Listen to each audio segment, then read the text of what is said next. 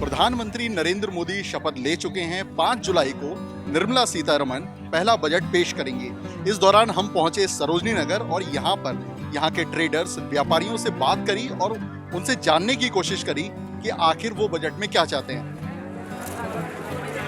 पीछे हम लोगों ने ये भी सुना था कि अगर दोबारा ये सरकार आती है बीजेपी की, तो ये लोग पेट्रोल और डीजल जो है और ये सीएनजी जो ये तमाम चीज़ें हैं, इनको ये जीएसटी के अंदर लेके आएंगे।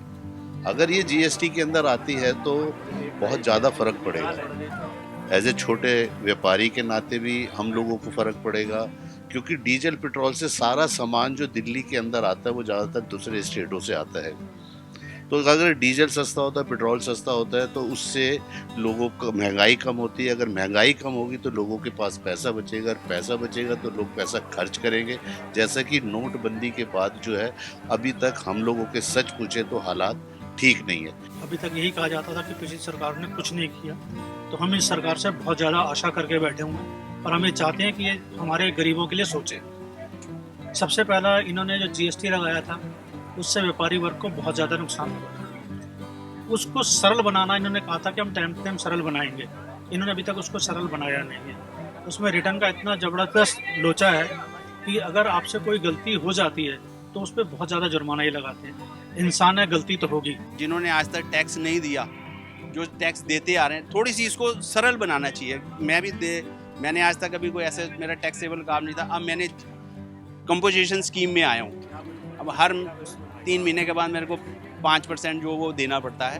तो सर प्रॉफिट तो बढ़ा नहीं, अपनी प्रॉफिट में से मुझे ये टैक्स वगैरह देना पड़ रहा है। पहले कपड़े के ऊपर जीएसटी नहीं था, सरकार ने जीएसटी करी। ये भी सुनने में आया था कि जी one tax one nation one tax. ऐसा भी नहीं है। आज की डेट में आप कहीं कुछ खाने पीने जाइए, 18% है, कहीं आपके 22% है। कई चीज़ें ऐसी हैंगी कि अब कपड़े पे 5% है, अनस्टिच पे जो मैं बेचता हूँ, स्टिच पे 12% भी, 18% भी है। तो ये सारी चीज़ें, इससे जो हैगा दुकानदार तो अपनी तरफ से देगा नहीं। मैं पहले एक 300 रुपये का सूट बेचता था यहाँ पे, जीएसटी लगने के बाद वो 350 रुपये का हो गया। इनकम टैक्स का स्लैब 5 लाख रुपए कर दिया, जो कि आपने पीछे इनके अंतरिम बजट में बताया गया था। 5 लाख का स्लैब जो हमने सुना या जो हमें समझ आया, वो ये कहते हैं कि 5 लाख का स्लैब है, लेकिन जैसे ही 5 लाख पार कर जाओगे तो आपको फिर वही पुराने धर्रे में आ जाना पड़ेगा। तो उसका मतलब हमें नहीं समझ आया। हम सरकार से चाहते हैं कि इसको इतना स्मूथ बनाया जाए कि आम आदमी इसको समझ सके।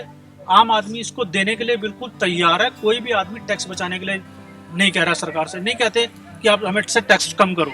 अगर एक ऐसा स्लैब बनाया जाए, बाहर की कंट्रियों में लोग कहते हैं कि वो बहुत तरक्की कर गए, वो बहुत तरक्की कर गए। उसका रीजन यही है कि वहाँ पर लोगों को टैक्स समझ आता है। हमारे यहाँ पर टैक्स समझ नहीं आता। कहने में मुझे भी कोई बुराई नहीं, हम ज़्यादा पढ़े लिखे नहीं हैं और इसमें कानूनी इतने अड़चने हैं। सीए हमें कुछ बताता है, जहाँ से हम माल परचेज करते हैं वो हमें कुछ और बताता है। इसमें हमारे को थोड़ा कन्फ्यूज़न है। इसमें हम इसको अभी तक क्लियर नहीं समझ पाए हैं, जबकि मेरे को भी 2 साल हो गए इसको जब से लागू हुआ है। मैंने कंपोजिशन स्कीम ली है। कपड़ा एक ऐसी चीज़ है जो मेरा ख्याल दुनिया के अंदर हर आदमी पहनता है। हमारे बिना कपड़े के तो कोई गुजारा नहीं है। ऐसी चीज़ों पे और ये तेल और डीजल पे, ये जो गेहूं है, ये जो रोज़मर्रा की जो चीज़ें, कहने का मतलब है, उस पे अगर जीएसटी कम होता है, और हमें ऐसी उम्मीद है इस सरकार से, और हमारी जो नई वित्त मंत्री आई है सीतारमण जी, ये करेंगी, क्योंकि ये ज़मीन से जुड़ी हुई हैंगी। तो हम तो उम्मीद ये करेंगे, क्योंकि हमारे पर्स के बिज़नेस में 18% जीएसटी लगता है। तो अगर उसमें कुछ मोदी सरकार हमें रियायत देती है तो हमारे लिए बहुत अच्छा होगा, क्योंकि हम काफ़ी परेशान चल रहे हैं। इनकम टैक्स का जो है 5 लाख हर सरकार के टाइम पे सुनते, बाद में पता चलता है जी 2.5 लाख में हो गया, अभी 3 लाख है, 4 लाख है, 5 नहीं बल्कि 6-7 लाख रुपए। ये वो लोग की कमाई है, ये वो बिल्कुल नीचे तबका वाला आदमी आता है इस स्लैब के अंदर। तो अगर आप गरीबों के लिए सोचेंगे तो ये डिजिटल इंडिया से बहुत ही बढ़िया इंडिया बनेगा। और ऐसा सोचना चाहिए सरकार को, क्योंकि जनादेश जो हैगा पूरा इस सरकार के साथ है। और भाई आप माई बाप है, सरकार जो है माई बाप ही होती है जनता की। तो इनको ऐसा एक पब्लिक के लिए एक अच्छा सोचना चाहिए। हमारी सरकार से जो सबसे ज़्यादा उम्मीद है, हम ये चाहते हैं कि सबसे पहले ये टैक्स को इस दायरे में बनाएं कि लोगों को टैक्स समझ आए। दूसरा टैक्स का जो रेशियो होना चाहिए वो 10 और 15 से ज़्यादा नहीं होना चाहिए। इनकम टैक्स के स्लैब में भी 10% और 15%। जितना टैक्स आप कम करोगे उतना ज़्यादा आपके पास रेवेन्यू आएगा। आप जितना ज़्यादा, अब जैसे 30% टैक्स है, 30% देने वाले कितने लोग हैं हमारे समाज में? मुश्किल से 2%। और 10% देने वाले कितने लोग हैं? मुश्किल से 18%। ज़्यादा उसमें भी नहीं है, 18-19% होंगे, उसमें ज़्यादा नहीं। अगर यही इसको हम 10% सब में कर दें तो आप ये मान के चलिए 50% लोग इसको स्लैब में आ जाएंगे देने के लिए। देखिए जी, मांगे तो यही है कि भाई ये जो सेल टैक्स, इनकम टैक्स और ये जो आपका रिटर्न का जो चक्कर हैगा, इस पे थोड़ी सी और वो व्यापारियों को राहत दे। सर पीछे एक वो आया था कि दुकानदार बिजनेस वालों को कुछ हेल्थ की वो स्कीम में कुछ करने की ये चाह रहे हैं। सोच अच्छी है, उसको इम्प्लीमेंट हो, लागू हो, हमें उसका कुछ बेनिफिट मिले। देखो बेनिफिट मिलने में कुछ टाइम जरूर लगेगा, ये नहीं कि आज इन्होंने कह दिया तो कल से शुरू होगा। अभी केजरीवाल साहब ने कहा जी सब फ्री हो जाएगा, फ्री हो नहीं सकता सर। तो सरकार की अगर सोच अच्छी है, अगर वो इसको लागू करने में टाइम तो जरूर लगेगा जी। पहले सीए का चक्कर नहीं था, अभी सीए के भी 20 से 25-30 हजार रुपए जो हैंगे उसके सालाना हो गए हैंगे। फिर वो टैक्स, इनकम टैक्स का चक्कर आ जाता है। इस चीज़ों पे अगर सरकार राहत देती है तो ये बहुत अच्छी बात है। कंफ्यूज यूँ है क्योंकि इसमें पेपर वर्क बहुत है। जैसे जो लोग दिल्ली से बाहर भी ट्रेड करते हैं, दूसरे स्टेट में करते हैं, तो उनको काफ़ी पेपर वर्क से गुजरना पड़ता है। अगर इस चीज़ में भी इसको थोड़ा सिंपल कर दिया जाए तो मेरे ख्याल से भी हम लोगों के लिए एक अच्छी चीज़ होगी। क्या सिंपल, क्या होना मतलब लेस पेपर वर्क होना चाहिए, ताकि आदमी को ये ना लगे कि जीएसटी एक कोई बहुत बड़ा हुआ है या कुछ ऐसा है।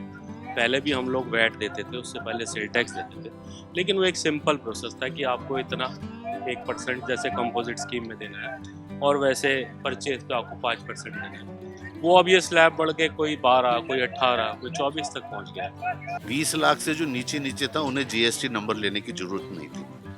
प्लस 20 लाख से 75 लाख तक की जो सेल थी उस पे आपको जीएसटी नंबर लेना था। प्लस 1% आपको हर 3 महीने जो रिटर्न जाएगी उसमें टोटल सेल का 3 महीने का 1% आपको टैक्स सरकार को देना है। और उससे 1 करोड़ से ऊपर जो थे उस पे क्या हैगा कि जहाँ से हम माल खरीदते हैंगे, चांदनी चौक से या जहाँ से भी हमारा माल आता है, वो जो हैगा वो 5% हमसे लेता हैगा। और प्लस 1% जो हमारी टोटल सेल होगी कंपोजिशन स्कीम में, उसका 1% में सरकार को देना, मतलब हम टोटल 6% टैक्स देते हैंगे। और जो कंपोजिशन स्कीम के अंदर जो नहीं आते हैंगे, जो 1 करोड़ से अबव हैंगे, उसको क्या हैगा कि उसको 5% जहाँ से वो सामान खरीद रहा हैगा उसको वो रिफंड मिल जाता हैगा सरकार की तरफ से।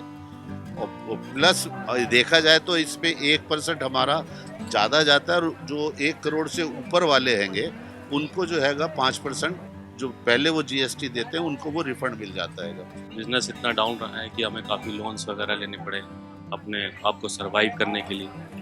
तो अगर इसमें रियायत मिलती है तो मुझे लगता है कि शायद हम वापस ट्रैक पे आ पाएंगे। हम 5 + 1% 6% हम टैक्स दे रहे हैं छोटे दुकानदार जो कंपोजिशन में आते हैं। जो इससे बड़े अभाव में हैं उनको जो हैगा 5% रिफंड मिलता है और 1% भी नहीं देना होता है।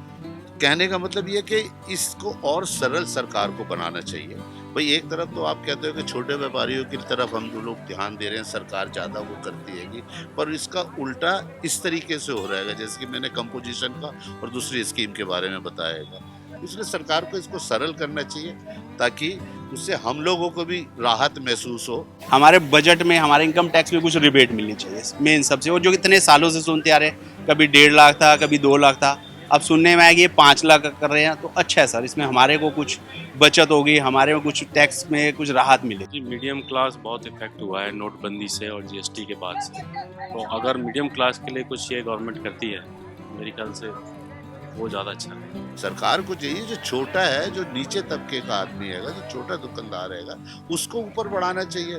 बड़ा तो बड़ा ही होता जा रहा है, ये हमारे देश का दुर्भाग्य है, क्या कह सकते हैं। और जितनी भी स्कीमें बनती हैंगी वो बड़ों को सोच के ज़्यादा किया जाता है।